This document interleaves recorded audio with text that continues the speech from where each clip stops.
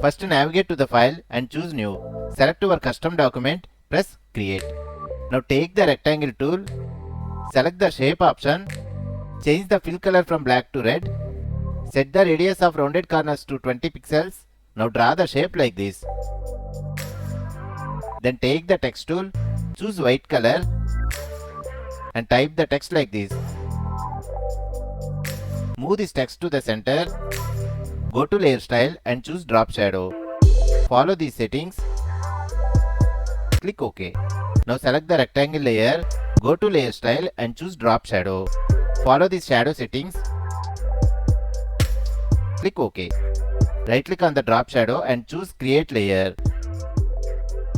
Select the drop shadow layer, press Ctrl T for the transform option, right click and choose warp. Now adjust the shadow to create an effect like this.